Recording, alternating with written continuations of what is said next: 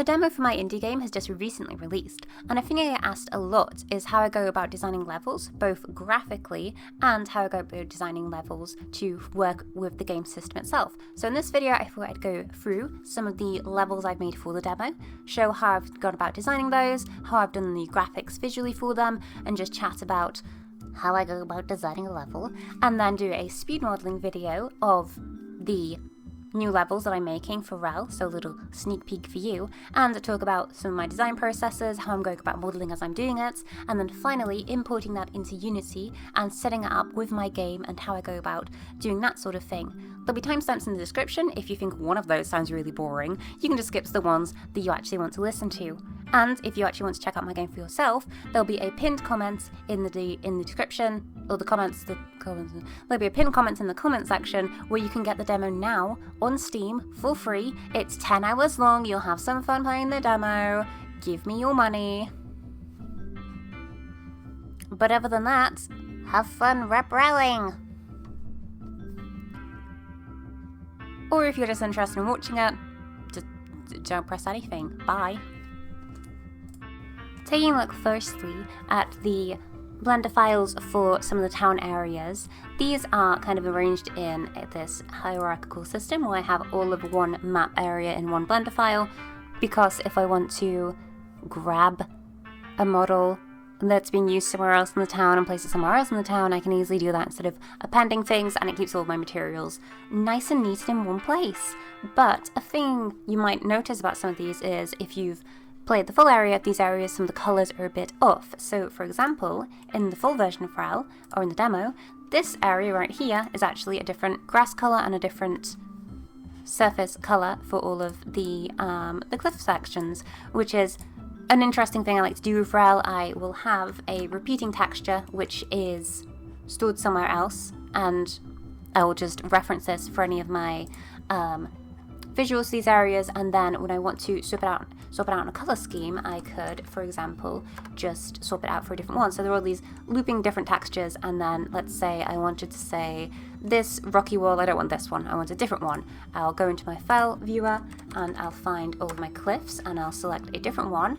Let's say this red one, and whatever material was using the rocky cliff, which material was this one?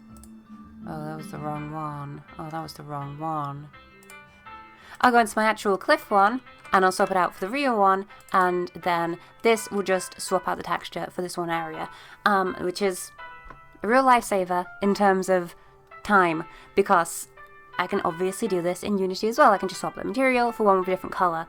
So that's one of the techniques I like to use a lot of in Rhell, where I would just have the same area with the same texture, but the texture will be a different colour, and I can just swap these out when it is needed, and I think that adds a lot of variety to some of the areas. I do the same with all the rock surfaces, all of the grass surfaces, all of the naturey surfaces, even these background trees, I have alternate different colour versions of them, which I think is very good for just time saving, and also makes it a lot easier to model stuff, because I'm going to be honest, if there's one type of wood colour in one area and there's another type of wood colour in another area, I don't need a unique texture for those. I can just swap the colours. So I think it's very good for that, and it's also good because it keeps things consistent in the art style of the environments and the art style of the actual objects in the game. In terms of the actual environments, I very easily just do it all very blocky, very simply.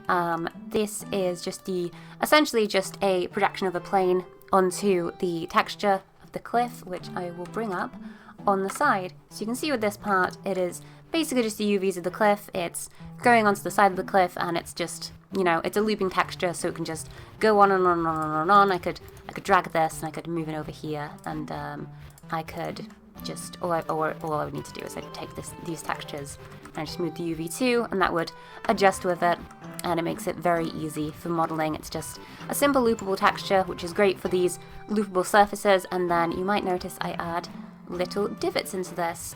You can probably do a similar thing with bump mapping or normal mapping or whatever, fancy games do for their materials. But personally, and this is just me, you don't need to do this. Personally, I will always look at the models, the UVs for tiny little objects, and see if they are actually different than the normal mapping of the things, and see if there is some detailing and bumping to them.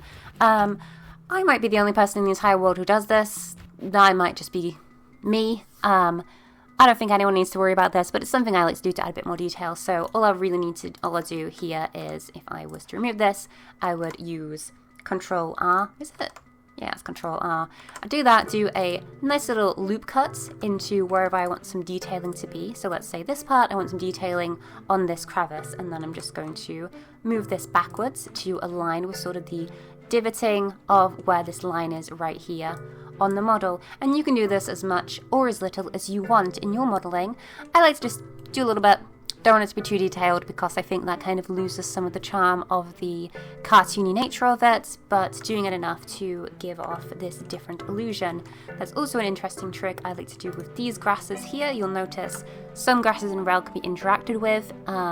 They flatten down when you walk on them, but some of them, if they're in large clumps, I don't want to place all of those manually in Unity, so I will just have a big clump of them here, and these are in areas where the player might not necessarily have as much visual, be able to see the grass in front of them, so it doesn't matter if these ones are animated, so I can just place these ones in a clump. They don't need colliders or anything.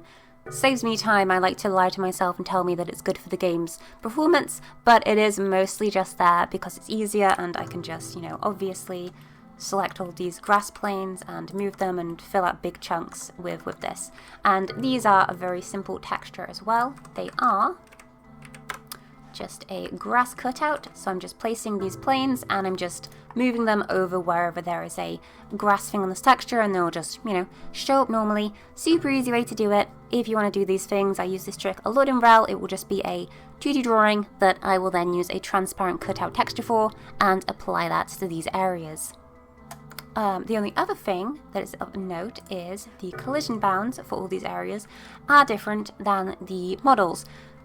If you are making a area, a environment, a landscape, I think it is a good practice to make a collision box that is different than the actual geometry of the thing you are touching. For example, these little bridge pieces here, the collisions for these are actually a blocky square, while the real thing is more of this curved surface. It just is a bit cleaner for moving on. I think it's a bit easier for movement, for collision, and also if the player was to stand on these things, it has a bit more wiggle room, a bit more, forgiveness on actual mobility, and standing on it makes it a bit easier. Same with these things here too. If I was to do the collision with the actual wooden block here, it would be very difficult to stand on because it's a curved surface. You could very easily slip off it, but if I just make a cube that is the same shape as that relatively, it means I have the same surface the player can stand on, but it's also presented in a way that's believable with the geometry of the thing, but is also easier for platforming. And that's how I go about designing areas and hitboxes. Let's look at an actual cool area now. Let's look at the castle. The castle is obviously that's a changed texture that I was just doing and showing you guys. It didn't actually look like that in the real game. Don't worry about it. The castle is probably one of the more detailed areas in the town. You will note the water isn't here. The reason the water isn't here is because water is achieved in Rhell through a water shader, which I have no reason to place into Blender when modeling it. Sometimes I will maybe, if I'm feeling like I want a judge of it, I will put a plane and I'll just make it as big as the water is, and I'll put it where the water should be. And that gives me like a nice visual feedback of water is going to be here, kind of make the model in a way that makes sense with the water being here, but it kind of depends on the area. You'll note in the area I was just in, actually, the fourth one, the water here is a rainbow shape. This is because the water in this area is muddled, so it has to be a rainbow shape, or it has to be an actual, mesh shape, but it doesn't have to be the water shader itself from Rhell because it's not handled like in the same way that the rest of the, geometry in Rhell is, the textures in Rhell is, it's handled with a shader. There's no way of really importing that to Blender, and I have no real need to, so I'll just use a placeholder rainbow texture, and then when it comes to importing to Rhell, I'll know that big big water goes here, place the water here, and I can overlap them, and that's about it really. The only other detailing is stuff like here with the rocks. There's actually a bit more detailing, like all of these chunks are different and cut out, but then I have this darker shade below to give some illusion of depth, but obviously there's no collision on this part if we go into the collision parameters, which is really overlapping with where I have my microphone stop recording button, so let's hope I don't turn you off. But you can see that there is a divot in the mesh, but there isn't a divot in the collision because enough people have had trouble walking over this bridge and I don't need to make it more complicated. So I just kind of don't really align the collision super well with the geometry. I align the collision more so with what is organic and fun to play with. The castle has this fun detailing with the moss, which is done in the same way as the grasses, where it is just a flat texture of vines. What did I call this? Did I call it? Oh, cave moss, castle moss. That's what I called it. So these are a bunch of different planes that I will kind of align to the geometry of the castle, and I will place over it. If you're smart, there's probably a better way to do this, but all I will do is I will make a plane and I will place it on the castle, and I'll rotate it until it looks fine, and I'll put a little edge loop in it, and I'll say good enough for me. And I think that's just a nice way to do texturing, because these are all loopable textures, the same with these brickworks. Some of these are segments of other loopable textures, some of these are just loopable brickworks. I don't have variants for natural stuff like moss for two reasons. One, a bit lazy, I don't want to draw that for different variants, and also I feel like if you have a loopable texture of something that's more natural like moss, like these ones here, it would be, personally I think it's a bit difficult to make it look organic and natural when it is in loopable texture, because it looks too much like a thing that's just drawn over the rock, where if you have something like this where it is actual planes placed on top of it, I personally think it looks a bit more natural, it suits, the thing. It doesn't look like it is just a drawn on texture, it is an actual tangible thing in the world that looks like it is drawing and coming off the thing. If you ask me, that's what I'd say. That's my 2 cents. And then the only other thing with the castle is there is these fun little roof tiles, because I drew the roof tile texture in a really awkward way where it is overlapping like this, and my issue I have found with this is it's very difficult to make a roof look organic with this and loopable, because when one section of the roof ends, it will be on this fun little border and the tiles will just get cut off. So I've had a lot of trouble making areas in Rhell to adapt to that, and my solution has generally just been I will get a tile like this, and I will arrange it like so, and this is basically just a projection map onto my texture, and then I'll get an array function, and all this does is it's going to duplicate my object over and over and over, and I'll just do this for the roofs because it is the lazy way to do it. It's probably not great for the optimization of the models, but Rhell's pretty low poly anyway, so who cares? I think this is, roof tiles are supposed to look chunky. Where am I? What am I in? I'm in a model. I'm in the boundaries. Roof tiles are supposed to look chunky, so I think for this instance, I'm fine with them just being big blocky models. For the pillars of the tower, it's a bit of a different story where I have this. I've actually used the same, texture, but in this sense, I have put a seam on the back of it so it doesn't line up here. Your seam is kind of like your seam is when you're unwrapping your object. You want it to be placed flat, so you can see these towers have this sort of unwrapping with the tower here, and this is kind of like how the color of the texture is going to be placed onto the tower itself. So if I was to shuffle this around, you can see it's kind of like moving with the texture. This is just like where it aligns to with the texture of the actual thing. And the reason the back doesn't line up is because Rhell has a fixed camera angle, thankfully, so I never have to worry about these sorts of models having a fully loopable texture, because it has these elements in the design that you're never going to see, which is awesome. I love designing Rhell stuff like that, because when I've done 3D stuff in the past, I have to make it all workable and clean and not gross if you rotate it 180 degrees. And it sucks. I don't like it. This is awesome because I can be really lazy with the back of objects because they're things that the player is never going to see. You can see the tower here. Also doesn't line up at that point. The back of the castle is just brickwork that doesn't really work with the UVs, but it's something that's never going to be seen, so I can be I can hide my messy parts behind there. But that's about it for the actual modelling. Let's go into the speed modelling section. Hooray! Onto the speed modelling section. I'm starting out in a scene that is already, the area I'm going to be modelling for, which makes it a whole lot more easier to keep things consistent, and also I don't have to import a bunch of materials every single time I make an area. I'm starting out with a 6-sided shape, which I'd say the name of if I could remember it, but I don't. This is just because I wanted some of these areas to be a bit more unique and not just, cubic areas. And I am realizing I've messed up the UVs, so I'm just deleting some of those some of those lines, so I can unwrap this in a way to fit with what I want. I'm basically just doing a reset of the actual UVs so I can expand them and make them this tileable thing, because all of them line up left to right, top to bottom, so I can kind of just expand these and then shape them out to be the shape I want to be. And because they all line up together, I can replace any of these materials I want with any of the other materials, and it's just going to logically fit together with the new ones because all the tiles are basically the same thing.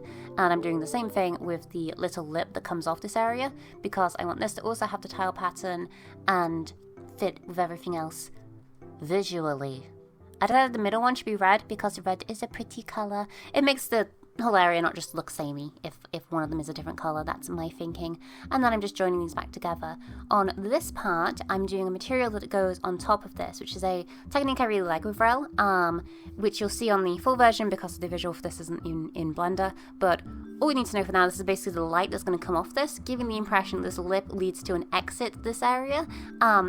Because all of these areas kind of have the visual floating in space, if I have this light sort of beam coming over the top of it, I think it really gives the impression of this being a different spot, that you're going to. It's not just going forever to the thing. Anyway, I'm doing walls now. I've been talking about the lip for too long. On this part, I am raising up the walls and making those just the wall texture. The wall texture for this area is so easy to work with because it is not uniform. It doesn't have to be, vertical. It doesn't have to be properly vertical. It doesn't have to be, line up. Whatever, I'm doing lights now. I'll get back to the wall later. The lights are so easy to do. Again, just a very, very long tileable texture. But what I'm wanting to do here is I'm wanting to kind of shift the UVs so none of the light bulb sections are on a crease in the wall, because I don't think anyone's going to notice it aside from me, but my issue with that kind of visually is it looks like a light at an angle, and it really doesn't read well as a unique thing. It makes it look too much like a 3D model, so I like to avoid that when possible. And then I am making another plane to go over the top of this, and this is going to be the grating, which is done with a factory fence material I have, which has this nice little music note, because the factory is music themed. And then for the nimble hat, I'm just using the UV projection to kind of a wavy bit and duplicating this, rotating it below to give an impression of a grate you really can't go through, but one you can still see through.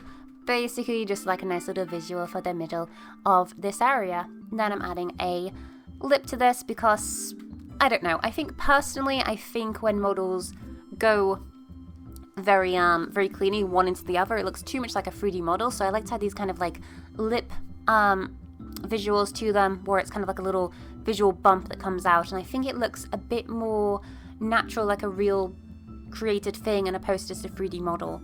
For this upper section, I'm just extruding out and then flattening it out, and then I'm just going to separate the floor section and then reset these just like very, very simple UV projection to make the floor tiles, because I can do that very easily where I just make one plane match with the one plane. I'm realizing that two of those walls can't possibly be seen, so I'm just deleting them. And now I'm being really lazy. There's a doorway in the other part of the factory this leads into. I'm just going to copy this, and I'm going to paste it and stick it into this area, because it's an identical doorway, and the fact that it is identical aligns with the puzzle, so of how to connect these two. No spoilers, but it needs to be identical, and I'm not just being lazy, but I'm mostly being lazy.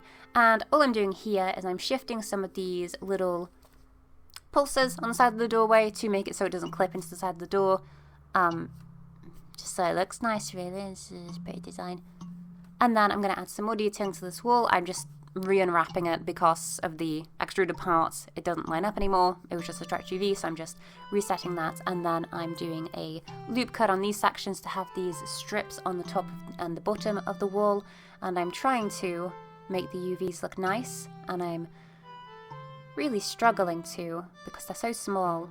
But what I'm going to do is I'm wanting to make these the strips, and then I'm going to adjust these so the walls all have these lights on them, which I think is a nice little unifying feature of the Flying Factory, because it all has these nice little lights on the walls.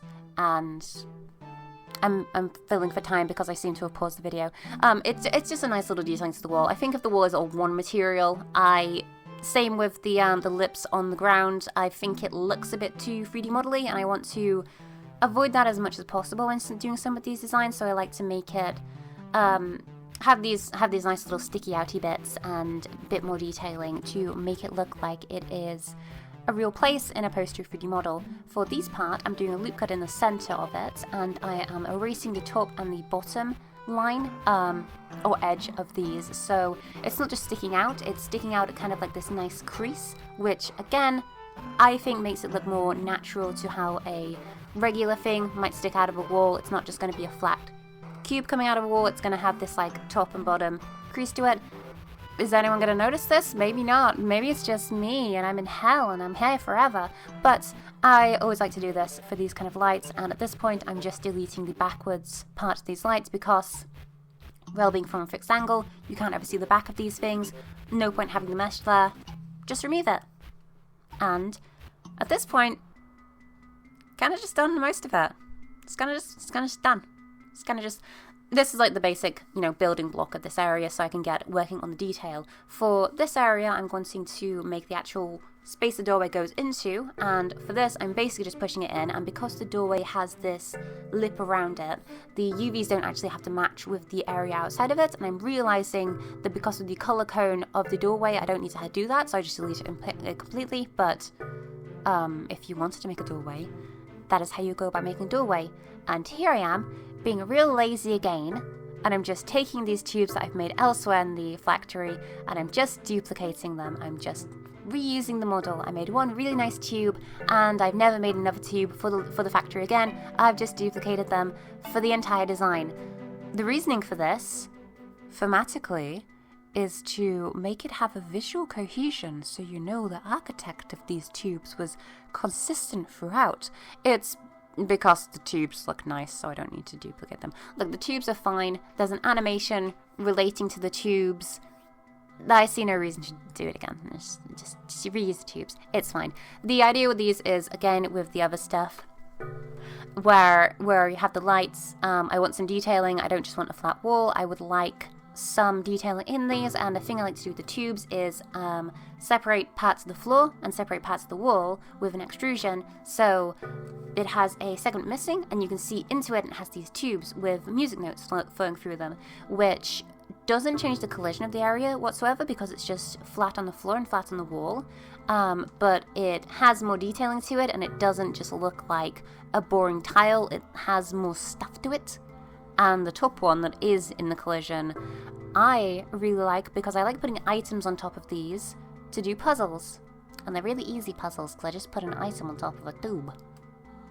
For this one, I'm adding an edge loop right by the end because I'm just going to be rotating these, and it's going to be really scuffed and look bad. So I don't want the whole top section of the tube to look bad. I just want this end section to have as little rotation as possible and kind of adjust for it. But it is a flat color, so realistically I think it having this kind of not being super clean, it's fine. No one's gonna tell.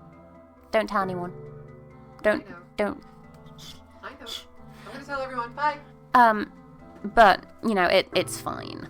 It's okay. For these ones, I'm just extruding through the walls, and I'm adding little sections for where the pipe can be. So taking the wall section, extruding it out, and I'm realizing with this one I have scuffed it up because I have just done the actual wall itself. And you'll see in a moment I undo this one too. And can you see why I undo this section? Leave it in the comments below. It's because the tube just goes into a very small section of the wall and it looks weird. I don't know, again, maybe it's just me. I was thinking if the tube ends there, it doesn't read very well as the tube traveling somewhere. It just looks like the tube is going into like this very tiny section of the wall. So I moved the tube up, and also with the animation I use for these, when I set it up in Unity, I cannot have it set going to a very small section, and you'll see why later. I felt like it was a bit dull, boring, so I wanted to add this little platform here. I'm going into the first area. I'm kind of seeing how I made a platform there, just to add a bit of visual similarity, but as you'll see, I completely ignore that and do something different in a moment. But I'm adding this platform. I'm making it red because the red tiles contrast well. It shows it that it is a different platform, it looks nice, and then I'm taking down the top of it and I'm making a fence out of it to go right here. And I'm just doing that by projecting it and then expanding it out to be as wide as I want it for the visual. And I'm realizing I can add a really stupid puzzle here where the fences have a gap at the bottom and you can go underneath it and there's items behind. So I've worked in a puzzle as I've been designing this area, which I think is a lot of Rhell's design. A lot of the puzzles I've made for Rhell have come from, or at least the, side ones where there's just a funny item you have to get. A lot of those have come from designing models for areas where I just feel like, I'm trying to put a back to it here and I'm realizing it looks really ugly and I'm just deleting it and going with the puzzle idea. I'll make an area and then I'll make a thing and I'll think, oh, getting to this one section of this area would be interesting. I should do that. And then I'll make a puzzle about it just from that. Same with the pipes. I look at the pipe and I'm like, oh, it'd be cool to get on top of the pipe. I'll put a thing there. Again, with this one, I am copying and pasting a tile section for this top part, and all this is, same with the other one, is a UV thing, projecting a tileable music note on top of a different mesh. So all I really need to do is select the music note and kind of expand it to the new shape I have made it, and it works perfectly fine. It's just a tileable texture on top of another tileable texture, so it's very, very easy to make, which is a lot of Rhell's materials and a lot of Rhell's modeling stuff. It is just a bunch of tileable textures. At this point, I'm realizing that I've somehow deleted one of the lights. I don't know how that happened. I think I just deleted the middle light strip by accident, so I remake that later. But at this point, I'm doing the surfacing. If you make something in Blender, it will be, by default, flat shading on all the faces of the surface, which I think looks ugly. I think looks terrible. I never like how it looks. So I'm making it all have smooth surfacing and then using an edge surface. I think it's called edge cut. I don't remember. It's the thing where it adds a rough, hard line on certain bends of the mesh if it is above a certain angle. That's it, model done. Now we have the specific stuff that is unique to Rhell. So Rhell, the way the boundaries and color for the areas work, if you haven't been able to tell, is these sort of things where I will make a mesh that goes around the surfacing of an area, and then I will make this one flat color. You thought I was being clever, you thought I was making models in a not stupid way, but I was in fact doing this. It is a unlit surface, so I'm not particularly worried about Z-fighting either, so I just have these meshes completely overlapping each other, and what the purpose of this is if you are zooming out or you're looking behind areas, you won't be able to see stuff. So it's all one flat color, and for example, the pipes and the things that are going to be underneath the factory, they're all going to be hidden behind this surfacing, and it gives the illusion of just kind of a room suspended in a flat area, which I have always really liked with Rhell's design. I like doing that for a lot of the visuals. I like having this sort of like kind of like toy boxy look for a lot of internal areas, and I think it juxtaposes quite well with the exterior areas. If you're wondering what I'm doing here, I'm doing collision hitboxing, so you can skip the section if you just care about the art. Basically, I will make cubes and I will make very simple shapes where collision should be in these areas. So right now I'm kind of blocking out the walls. I just want it to be in the general shape of where the walls are, because Rhell has its own physics system. I can handle a lot of colliders very easily. It doesn't really have an issue of how I made Rhell's physics, because I'm not using Unity's physics system, which sucks. I'm using my own one that I made. Yeah, I'm pretty big brain. I made my own physics system. Basically, I make a bunch of meshes, and I use a mesh collider to make my own unique colliders for all these areas. It's generally how I find is the fastest and easiest way for me to make collision for places. But hey, it's just personal preference, I think. So at this point, I've kind of made the collision for all the areas. I'm realizing that the pipe should have a different collision, because the sound effect that plays when Rhell is standing on the pipe is different than the sound effect she plays when she is standing on metal. So to do that, I have the hitbox have a different tag. So the tag for the metal should be different than the tag for the pipe, so a different sound effect can play when she is stood on either of them. And to do that in the modelling or the hitbox section, all I will do is I'll just make a little cut around where it can be, and there can be some overlap to this because my physics system that I've made allows for overlapping in colliders without, any issues. Rhell will just smoothly walk over both of them, and it's okay. At this point, I'm just doing cleanup. I think at one point I make a collider that overlaps with a doorway, and I realize that you got to walk through a doorway. Can't have that. And this is basically it for making a level. I think having the meshes all be, these loopable textures makes it super, super quick and simple. And I have finished this video of me speed modeling, so I'm going to shut up talking and move on to the actual making this area in Unity. Onto the Unity section, I have all of my scenes kind of in this default section, so it basically just has all of my essentials I would need for a scene and the player and everything else for testing it.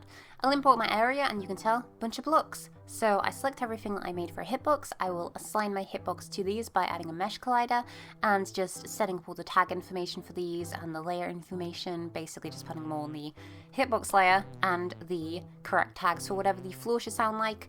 And then I go about assigning wherever the doorways are supposed to be. These are just like my internal hitboxes for what is a door and where it should lead to. I'll then make the colouring for the actual exit and also copy and paste some visuals from other areas. So all the volcano areas have this, or the factory areas have this volcano beneath them, which spews up smoke. So I'm just kind of copying this, keeping it consistent, and I don't need to redraw a new one just for this one area.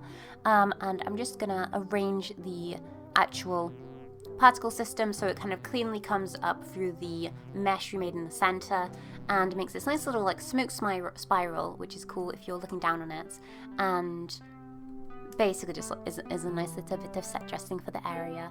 I'll go about adding the animators for these. So for these musical notes, I have two sets of animators, and these kind of are things I slot into where the pipes are. Because the pipes have back face culling, you can actually see through them and you just see the back of the pipe. So if I place them in the pipe like these musical notes, you can see them as they move through the pipe, giving the illusion of a pipe with transparency and stuff inside of it, but in actuality it's just you're seeing the back of the pipe, not the front of it. I only have two animators for these. So I have the horizontal one, I have the one that goes with the curve, and these are basically just moving them one unit and then resetting these, so it cleanly looks like they are moving back and forth. I'm just testing these, making sure they move along as I'm, intending them to. They're not clipping through the geometry whenever they move along, and it all looks fine. At this point, I'm placing items down. I have all my items in prefabs of whatever they are supposed to be. If you are placing items or things that need to be consistent among scenes in Unity, I would recommend having them in a prefab, because it just means that whenever I make a new thing, I just copy and paste it. Same with these items. I have a prefab for all of my sofas, all of my briefcases, these speakers, because everything in Rhell has to be interactable in a consistent way. All objects are variants of one core prefab that I add variants to, based on the visuals of what the thing is. And that means I can easily edit these and everything is kept consistent across Rhell. So the screws, the sofa, the speakers, they're all basically the same item at their core. And it also means if they're a prefab, I can kind of just drag and drop them into the scene. So I'm just dragging and dropping whatever I feel like will look nice in this scene. I wanted the top area to be the sort of rest area, so I'm just thinking what would work there. I end up putting a table and some books because I realise in the story the player who goes here, the NPC, is a big nerd, so having a bunch of books really shows that they are a dork and they like to read. So I'm just placing everything together. An interesting thing there is if you have one item on top of the other, they have to be, in the way I set it up, they have to be parented together in the hierarchy system before the game is made, and that's just how the game registers that they are going to be stacked initially. And after I place everything, I do a nice little run around as well, and I see how everything is working, and I really like how everything looks visually. I think it has a nice little draw of the eye to where you're supposed to go, being that doorway. And I think it looks pretty. I think it looks like a nice area. I'm happy with how everything looks. I was thinking the wall sections might look a bit bare, but I think it's fine for how it is. Maybe I'll add some signposting there, but I kind of like it being bare because it draws the eyes to the other stuff. And now I'm testing the collision for this to see if the hitbox here is small enough for the player to go under, and it's not. And instead of changing that in Blender, which I could easily do, I just go into Blender, I would change the mesh, and then I would change the hitbox. I'm instead making that hitbox a box collider instead, and I'm just manually altering it because it does look visually like the player should be able to get underneath, so I don't really need to alter the visuals too much. And just adjusting it slightly allows the player to get underneath that section very easily if she is squished, which is the puzzle solution. That's your spoiler. And then adding a prefab for a dialogue item. These are, again with everything else, prefabs of each other, they're just variants of each other. This is a interactable where it will register that the player needs to talk to it. No spoilers for you, but basically I go up to it, I interact with it, it gives me some dialogue for it. I'm testing this works for getting up there as a puzzle. I'm realising that the placement of the screws, if you are to send them completely up, overlaps a little bit with the pipe. Just enough that the screw can get past it, but not so much that the screw will be able to fall through it, so it does end up landing on the pipe, which I don't like, so I'm adjusting these. And I also, when testing it then, realised that the roof was a bit low for if you want to sail something upwards. You bang your head on the roof a bit too easily, so I'm just adjusting the hitbox for the roof so the player can actually go pretty high in this area without having too much issue.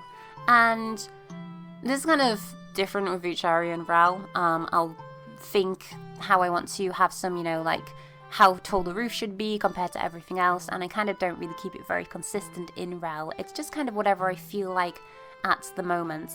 And then my final thing I like to do is have the camera parameters for an area. So this is how far on the X, Y, and Z axis the camera is going to move, different elevations of zoom, and also in different areas. This is unique to each area. So it's basically, if Rhell is to walk to the far right of a room, there isn't a coding thing for, checking the collision of an area. It is all manual wherever the camera is going to go in these sections. So it is something I set up all by myself, and at this point I'm just walking around the area and I'm just testing everything works, which it all pretty much does. This is a very simple area in terms of the puzzle. It's more complicated in terms of the visuals, which I think is, a pretty good one to show off, but it is an interior area, so I wish I could have shown off an exterior area. But at this point, I'm just walking around, I'm doing some collision stuff, I'm seeing what works, what doesn't, but everything seems fine to me at this point. It has some nice collision. I think the puzzle for this area, or the thing you're supposed to figure out, is it's a very simple one. Getting to this area is more of the tricky difficulty, but once you're here, the actual puzzle it presents you is not a difficult one. But I won't spoil what it is. You gotta play my game for yourself to get that. And that's how I go about making the area in Rhell. It is definitely one of my favourite things to do in Rhell. I'm a big fan of how everything goes about in terms of modelling, in terms of making the visuals and making the levels. Since that is mostly what I'm doing for Rhell now, since a lot of the actual mechanics of Rhell are all just done, making levels is definitely one of my favourite things to do. I am an artist at heart, and I just love making a nice little area for Rhell to run around in. This one was definitely very fun. It's something I've wanted to do for Rhell, making a area for Rhell and recording it and going about my process, but I couldn't do that for a while because for the last 2 months I've been making heavily spoiler-filled areas, and if I showed any of it, it would just ruin the game. So making this one self-contained area at this point is great because there's nothing to give away by looking at this area. you've seen the trailer for Rhell, you know that there's factories in Rhell. It's a nice little place. But yeah, I hope this has been helpful for you, the viewer. If you want to make a similar sort of style, I'd recommend it. I think it's very fun. I think it's very beginner friendly to make this sort of style. I think toony things and low poly things very fit themselves well for beginners in making games and in making Blender art in general. And I would say just go for it because it is fun to do and you should do that. If you would like to play the game and see some of these levels, then you can check it out in the pinned comment below. It is a free demo. It's 1,000,000 hours long and you can play it all you want. So if that seems interesting, check out the pinned comments. There is also a Rhell official Discord. If you are interested in talking about Rhell, then you can join the official Rhell Discord, which will also be in a pinned comment or maybe the description. I don't know how YouTube works. I don't know which of those putting a link in is going to make YouTube kill me for. But that's it for Devlog. Goodbye. Play my game, please.